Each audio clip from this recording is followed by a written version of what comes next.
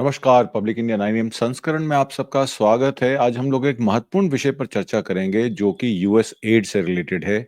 आपने बीते दिनों में देखा होगा जब से डोनाल्ड ट्रंप ने शपथ ग्रहण लिया है अमेरिका का, एलन मस्क की डीओजी यानी कि DOGE department of government efficiency US aid को लेकर तरह-तरह की बातें कर रही है। ट्विटर हैंडल्स पर बहुत सारी चीज़ों का खुलासा हो रहा है कि किस तरीके से यूएस एड का इस्तेमाल कोंगो में, साउथ अफ्रीका में, साउथ अमेरिका में और यहाँ हम तक कि भारत में भी सत्ता को पलटने और हेल्थ मिशन को लेकर, कैशलेस ट्रांजैक्शंस को लेकर और बहुत सारी चीजों को लेकर, एजुकेशन, हेल्थ को लेकर उसके लिए एक षड्यंत्र रचा गया और कांग्रेस पार्टी को हटाने के लिए, राइट विंग पॉलिटिक्स को मजबूत करने के लिए ये सब काम किए गए।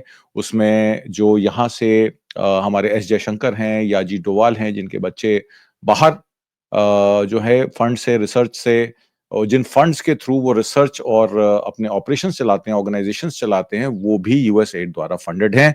हालांकि अमित मालवीय का कहना कुछ और है। वो ये कहते हैं कि यूएस एड जो है वो सिर्फ लिबरल डेमोक्रेसी को सपोर्ट करती है। जैसे कि एलन मस्क कहते हैं, एसोसिएटेड प्रेस जो है वो उनसे जो है फायदा उठा रही थी।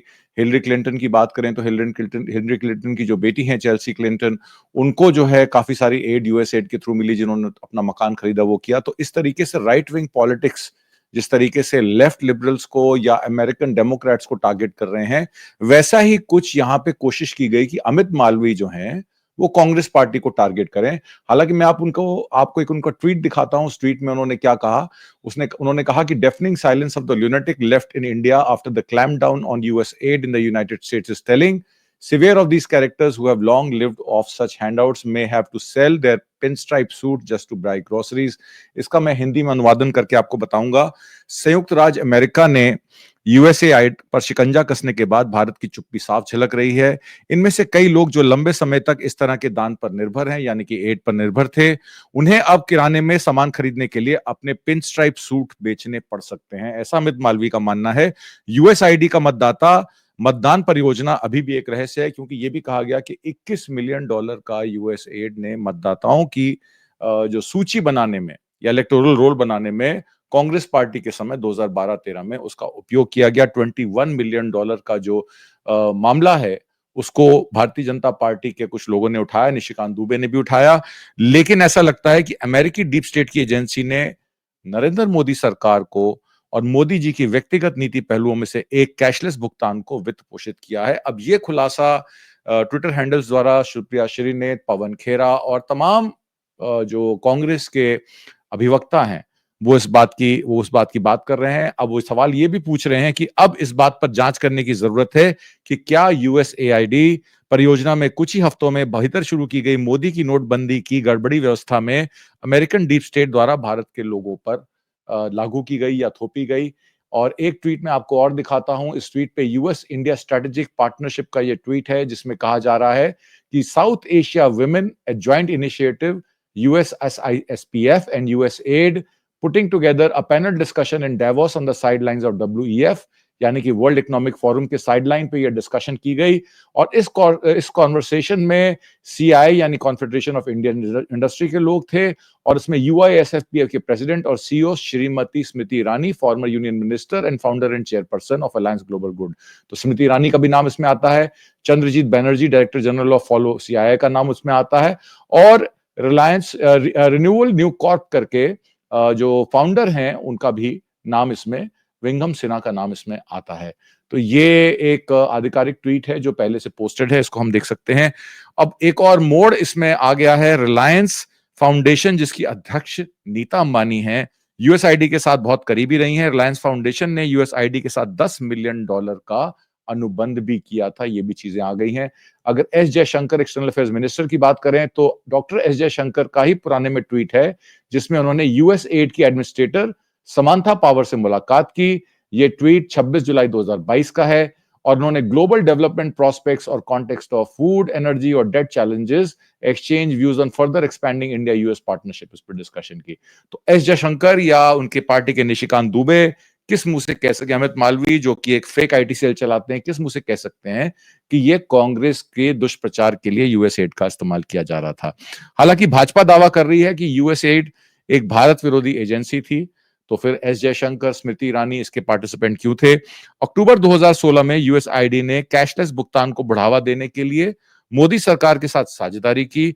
एक महीने बाद मोदी ने कैशलेस को बढ़ावा देने के लिए एक विमुद्रीकरण नामक आपदा की। अब क्या भाजपा इसके पीछे के रहस्य कालक्रम को स्पष्ट करेगी? जो ये बात हो रही है वो ये बात इस बिजनेस की हो रही है। 15 अक्टूबर 2016 में यूएसएड ने कैशलेस पेमेंट के लिए एक इनिशिएटिव लिया था, जिसमें नेक्स्ट फेड पार्टनरशिप में यूएसएड और union ministry of finance catalyse कर रहे थे डिजिटल पेमेंट्स को। तो जो डिजिटल पेमेंट्स हैं, ऑनलाइन पेमेंट्स हैं, यूपीआई है, इसको लाने के लिए यूएसएड ने भारत की सरकार की 2016 में मदद की। और इसका पूरा जो श्रेय है वो जो है आपके प्राइम मिनिस्टर मोदी, नरेंद्र मोदी ने उसका श्रेय लिया और कहा कि भारत में डिजिटल भुगतान को बढ़ावा देने में यूएसएड की भूमिका अच्छी तरीके से जो है वो डॉक्यूमेंटेड है। याद है भारत विरोधी, यदि वे भारत विरोधी थे तो मोदी सरकार ने इस तरीके के महत्वपूर्ण कार्य पर उनके साथ काम क्यों किया? अब ये ऑपोजिशन के लोग इस सवाल को पूछ रहे हैं, क्या भाजपा मूर्ख बन गई थी या उनको वो हमें मूर्ख बना रही है? ऐसा भी उनके लोगों का कहना है। राइट विंग इकोनॉमिस्ट जो है, इकोसिस्टम जो है वो डीप स्टेट और लेफ्ट इकोसिस्टम के बारे में बात करता है। राइट विंग हमेशा ये कहता है कि जो डीप स्टेट है वो हम नहीं है, लेफ्ट विंग वालों का डीप स्टेट है। वो देश की समृद्धता नहीं चाहते, वो देश का विकास नहीं चाहते, वो देश में शांति नहीं चाहते, वो देश में नक्सलवादी, अर्बन नक्सल का नाम भी आपके प्राइम मिनिस्टर मोदी बार बार कहते रहते हैं कि नक्सलवादी हैं और अर्बन नक्सल्स हैं जो इस तरह की बातें करते हैं। तो बहुत सारी चीजों पर अब ये सवाल ये भी खड़ा हो जाता है कि क्या यूएस एड के जो लाभार्थी हैं वो मोदी सरकार है? मोदी सरकार ने पूरा लाभांश लिया है यूएस एड का और भारतीय अर्थव्यवस्था पर डीप स्टेट द्वारा नियोजित हमले के क्या अब जिम्मेदारी प्राइम मिनिस्टर मोदी लेंगे या नरेंद्र मोदी लेंगे? एक मैं आपको ट्वीट और दिखाता हूं। इस ट्वीट में देखिएगा, पीयूष गोयल का ट्वीट है। वो कहते हैं कि government led by PM Narendra Modi has approved Ayodhya airport as Maharshi Valmiki international airport. और दूसरी बात वो जो कहते हैं जो संदर्भ में है कि signing off MOU between India and USA for international development, यानी कि यूएस एड द्वारा इंडियन रेलवेज को mission net zero carbon emission by 2030 के लिए वो एमओयू साइन करते हैं यूएस एड। क्योंकि आपको पता है कि हमारे देश में जो ग्रीन फंड्स हैं, जो एनर्जी सेविंग टेक्नोलॉजी के लिए, जैसे कि एनर्जी लोकोमोटिव इंजन हैं, या उसमें मिनिस्ट्री ऑफ रेलवेज के थ्रू हमारा 24-25 का जो बजट है वो करीब 12,600 करोड़ रुपए का खाली लोकोमोटिव मैन्युफैक्चरिंग का है, इलेक्ट्रिक लोकोमोटिव मैन्युफैक्चरिंग का है, 8,000 करोड़ का मेट्रो प्रोजेक्ट्स का है। तो 20,000 करोड़ रुपया तो सिर्फ इसी काम के लिए चाहिए और 4,607 करोड़ रुपया रिन्यूएबल एनर्जी प्रोजेक्ट्स के लिए है और 124 करोड़ रुपए एफोरेस्टेशन जो national mission of green India है उसके लिए है। तो ये जो सोवरेन ग्रीन बॉन्ड्स हैं इनमें कलेक्शन करना मुश्किल होता है क्योंकि भारत ने अपना टारगेट जो है वो काफी हेवी सेट किया है। आपने देखा किस तरीके से बॉर्डर स्टेट पर भी 30 गीगावाट के प्रोजेक्ट्स के लिए अदानी को कार्बन क्रेडिट चाहिए क्योंकि उनको अपना सीमेंट का व्यापार करना है। उनको जहां जहां अमेरिका निवेश जाएगा, जैसे कि गाजा में या और भी कंट्रीज में, वहां सीमेंट की आवश्यकता पड़ेगी और कार्बन क्रेडिट्स के बगैर आप सीमेंट नहीं बेच सकते। तो क्योंकि जिस तरीके का होल्चम सीमेंट से टेक ओवर लिया था अदानी ने, तो उसके लिए उनको कार्बन क्रेडिट्स की जरूरत है और कार्बन क्रेडिट्स के लिए उन्होंने यूएस एड की भी मदद ली और पीयूष गोयल ने इसमें उनकी जो है वो धन्यवाद किया। ये ट्वीट उनके आधिकारिक अकाउंट से किया गया। अब भाजपा आईटी सेल के जो लोग हैं वो शीला दीक्षित जी को जो WHO-ORD की पहल शुरू करने में की थी, उन्होंने उनका भी अपोजिशन कर रहे थे। कहते हैं कि शीला दीक्षित के समय जो है यूएसएड ने जो है भारत में पेनिट्रेशन की और शर्मिंदा करने की बात करते हैं। लेकिन अब उनसे सवाल यह भी पूछा जा रहा है कि आप ही हैं जो यूएसएड, सोरस, वैश्विक सहयोग को बदनाम करते हैं और फिर अपनी घरेलू विफलताओं से ध्यान हटाने के लिए तथाकथित बाहरी हस्तक्षेप के पीछे छिप जाते हैं।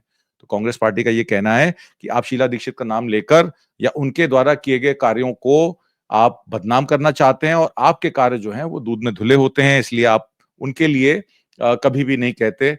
आप सिर्फ लेफ्ट पार्टीज और जो left to centre democratic parties हैं, लिबरल डेमोक्रेसी में बिलीव करती हैं, कांग्रेस पार्टी है, सिर्फ उन्हीं को दोष ठहराते हैं। आप समाजवाद को दोष ठहराते हैं, आप ट्रेड यूनियंस को दोष ठहराते हैं।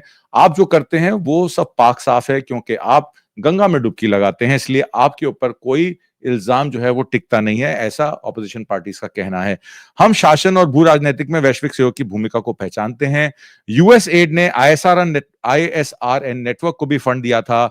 मल्लिका नड्डा और जेपी नड्डा भी इसका हिस्सा है। मैं आपको ये फोटो दिखा देता हूं, इसमें अगर आप देखेंगे ध्यान से, women powering progress transforming the energy landscape, we lead के नाम से विमेन लीडरशिप लाउंज में ये प्रोजेक्ट किया गया। इसमें स्मृति ईरानी की फोटो आप ध्यान से देख सकते हैं, वो भी इसकी पार्ट थी। और दूसरी फोटो में मैं आपको दिखाऊंगा गवर्निंग बॉडी जिसका मैं अभी जिक्र कर रहा था, उसमें अगर आप लास्ट में देखेंगे तो मल्लिका नड्डा की भी फोटो है और उसमें ललिता कुमार मंगलम की भी फोटो है। ये पीआर कुमार मंगलम की वाइफ हैं, वकील हैं। तो ये भी सामने आ गया कि आईएसआरएन नेटवर्क की गवर्निंग बॉडी में मल्लिका नड्डा और ललिता कुमार मंगलम शामिल हैं। ऐसा लगता है कि यूएस एड का ही जोर है जिसके बेसिस पर सारे काम किए जा रहे हैं।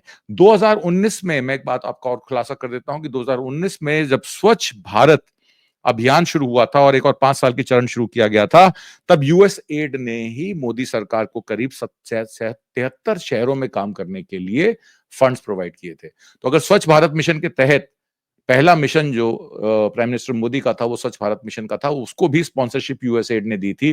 तो कह देना चाहिए कि सोरस की मदद से स्वच्छ भारत अभियान को लाया गया। अब ये सवाल भी खड़ा हो जाता है कि क्यों यूएस एड ने 2019-21 नेशनल हेल्थ मिशन, अब ये ऑपोजिशन, ये अमित मालवीय के जो प्रचार प्रसार है, आईटी सेल है, उनका ये कहना है कि यूएस एड ने 2019 से 21 में नेशनल फैमिली हेल्थ मिशन सर्वेक्षण किया और उसे हटाने का दुस्साहस जो है कांग्रेस पार्टी नहीं कर पाई। उन्होंने कहा कि ये एक प्रणाली को उलटना इतना आसान नहीं था हमारे लिए भी, क्योंकि उस समय कांग्रेस ने उसको स्टैब्लिश कर दिया था, उनका ये मानना है। और उन्होंने कहा कि कई विरोधों के बावजूद भारत सरकार एफसीआरए को सख्ती करती रही है। ओवर टर्न विंडो के चले जाने पर कोई और काम कर सकता था। यूएस एड के बारे में डीओजी के खुलासे ने ऐसा किया है। डीओजी जो है, डिपार्टमेंट ऑफ गवर्नमेंट एफिशिएंसी, उसका काम है अमेरिका सरकार के खर्चों को कम करना। अब उन खर्चों को कम करने के लिए फेडरल वर्कर्स की वो लिस्ट निकालती है फेडरल एजेंसी से। उनके जो पहले से लोग वहां पर काम कर रहे हैं, उनके आईडीज जो हैं वो कंप्यूटर से निकाल देती है, उनकी एंट्री बैन कर देती है। और कल तो ये निकल के आया कि परमाणु संयंत्र में जो फेडरल वर्कर्स काम कर रहे हैं, जो इंजीनियर साइंटिस्ट काम कर रहे हैं, उनकी भी छुट्टी कर दी गई बगैर उनको इन्फॉर्मेशन के। तो ये भी मानना है कि एलन मस्क को पता ही नहीं है कि किनकी छुट्टी करनी है, कब करनी है, कैसी करनी है। तो बहुत उथल-पुथल मची हुई है। और यूएस एड को लेकर एक दुष्प्रचार जो अमेरिका में चल रहा है, यूएस एड जो है, वो अमेरिका की कांग्रेस द्वारा स्थापित है। उनके द्वारा उनकी जितनी भी यूएस एड की फंडिंग है, वो कांग्रेस, वो जो यूएस कांग्रेस है, उसके सैंक्शन के बगैर कोई यूएस एड को पैसा नहीं जाता है। तो अगर उस समय के जो रिपब्लिकन्स भी रहे हो या डेमोक्रेट भी रहे हो, कांग्रेस में तो डेमोक्रेट्स भी होते हैं, रिपब्लिकन्स में होते हैं, उनकी सहमति से जब ये पैसा यूएस एड को दिया गया, तो आज उस पर चिल्ला चिल्ली या हल्ला क्यों मचाया जा रहा है?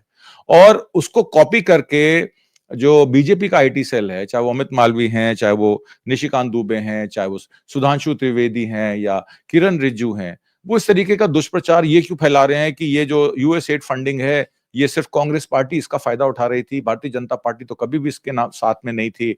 नेशनल हेल्थ मिशन में जो सर्वे होते थे, महिलाओं के 70-70 पेज के फॉर्म जो है यूएसएडी बनाती थी, यूएसएडी ही डेटा बनाती थी। अगर डेटा की आपको इतनी चिंता है तो ब्लैकस्टोन या ब्लैक रॉक अभी एक लॉजिस्टिक पार्क बना रही है। आपने इंडस्ट्रियल डेवलपमेंट की फंडिंग यूएस एड को देकर, उनको सॉरी माफ कीजिएगा, ब्लैकस्टोन को देकर उनसे आप यहां पे डेटा सेंटर बनवा रहे हैं।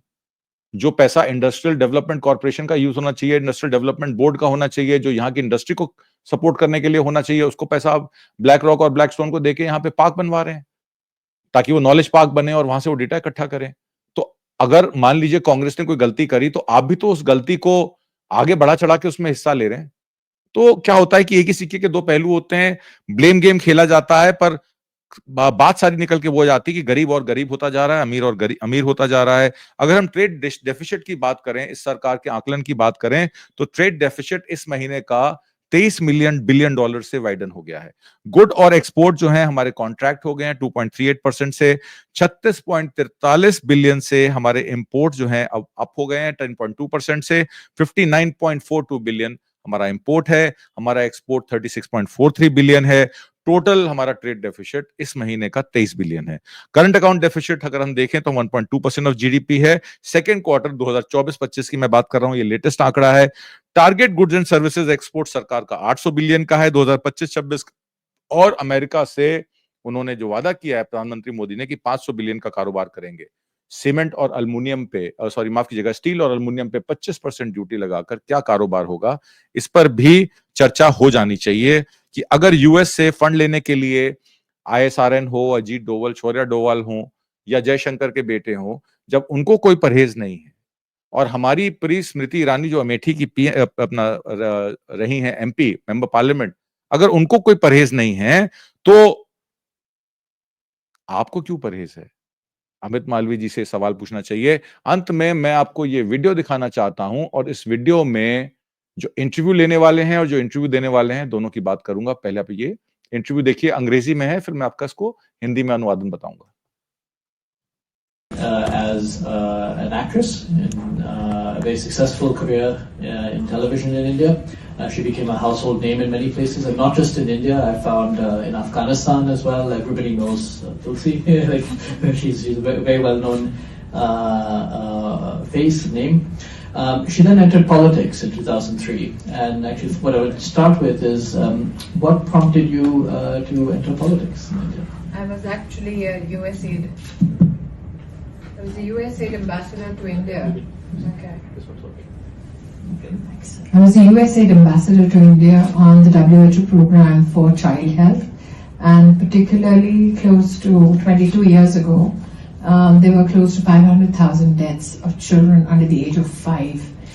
And that program gave me a very expansive engagement with the healthcare segment. And